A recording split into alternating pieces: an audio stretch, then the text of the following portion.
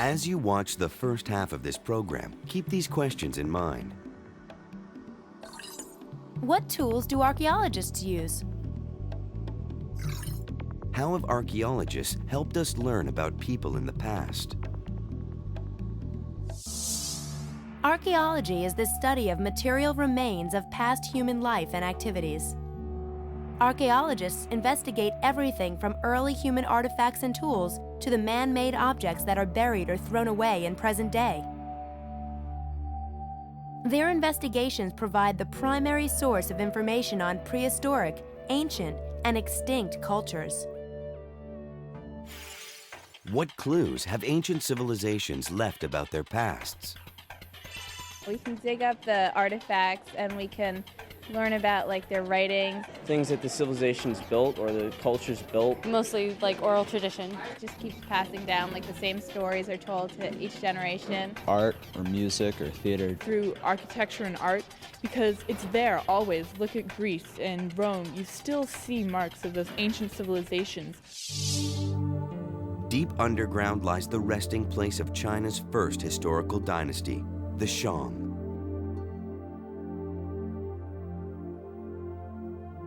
More than 3,000 years after the Shang ruled China, archaeologists and historians are still discovering the secrets and stories of this ancient civilization. Around 1650 BC, the Shang, a Chinese people, gained control of an area in northern China.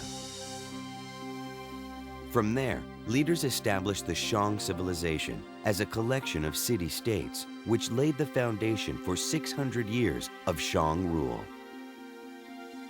Until the end of the 19th century, there was no evidence that the Shang existed. They lived only in tales and legend. But after a chance discovery in 1899, the Shang began to emerge from the shadows. In Peking, a scholar named Wang Nu-zhang lay ill. Beside his bed were animal bones that were traditionally ground up and used as medicine. His friend, Liu Tiyang, noticed strange markings on the bone's surface.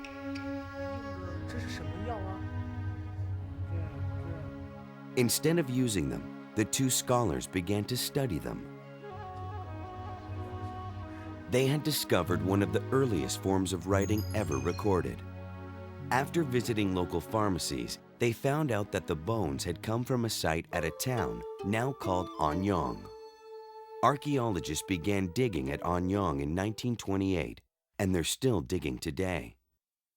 When they uncovered the last capital city of the Shang dynasty, clues began to reveal who the Shang were and what life in their civilization was like. The inscribed oracle bones revealed that the Shang practiced many traditional rituals and believed strongly in the power of their ancestors' spirits. Shang priests would carve questions into animal bones and tortoiseshells, asking about the weather, the harvest, and upcoming military campaigns. Then they applied heat to the bones or shells, which produced cracks along the surfaces. The priests interpreted the cracks as answers from the gods or messages from their ancestors. As the dig at Anyang continued, archaeologists made a significant discovery in 1975, a huge burial site that gave the best indication yet about life in the Shang dynasty. The discovery of tomb number 5 at Anyang might be compared to the discovery of the tomb of King Tutankhamun in Egypt that contained riches beyond archaeological belief. It had been unlooted, and so for the first time archaeologists had a sense of the richness that the royal tombs of Shang held. Hundreds and hundreds of bronze vessels, as well as large quantities of jades, ivory objects, and other wonderful works of art.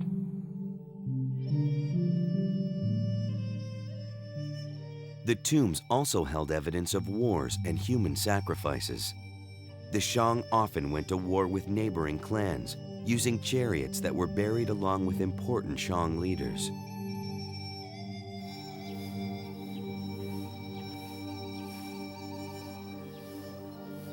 Human remains discovered with the chariots revealed that the Shang sacrificed hundreds of people when a king died. They buried objects they thought would be needed in the afterlife, including their precious bronze vessels, jade pieces, and a private army. Today, archaeologists continue their attempts to unravel the mysteries of the Shang. They are looking for the very first capital city, called Great City Shang, in the hope of discovering more about their origins and the ancestors they honored. As we find the city and excavate the city, we're hoping that we'll be able to find the ancestral temples and maybe ancestral tablets that would help clarify where Shang came from and the genealogy of Shang, and how this great Bronze Age civilization in North China developed and laid the foundation for a lot of the features in Chinese civilization that we see. While the search continues for the Shang dynasty's beginning, the story of its end can be found in the records and oracle bones. These bones reveal that rival clans were threatening to overthrow the Shang.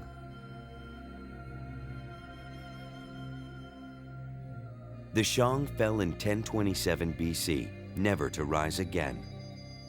But the quest to learn more about them and their origin continues.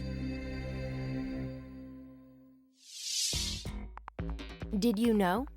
No literature has survived from the Shang dynasty, but numerous records and ceremonial inscriptions on bones and tortoise shells still exist. The three kinds of characters, pictographs, ideograms, and phonograms, are the earliest examples of writing in China. Archaeologists have recently excavated the burial sites of an ancient people in Peru. These people preceded the Inca, and they meticulously prepared their dead for the afterlife. This practice helped preserve their remains to the present, and their buried gold, jewelry, finely woven textiles, pots, and tools all give clues to the secrets of this ancient culture. What tools do you use? My cell phone. Cell phone? A computer, which I use all the time. Blank piece of paper and a pencil. Money. My mouth guard, because I can't participate in lacrosse without it. Car. I mean, I have to go from point A to point B. My brain. Home to school. My most important tool to me is my clothes, so I won't be like naked when I go to school. School to home. My car is my tool. Home to errands. My Walkman. Errands to home. My piano, definitely. Etc., etc.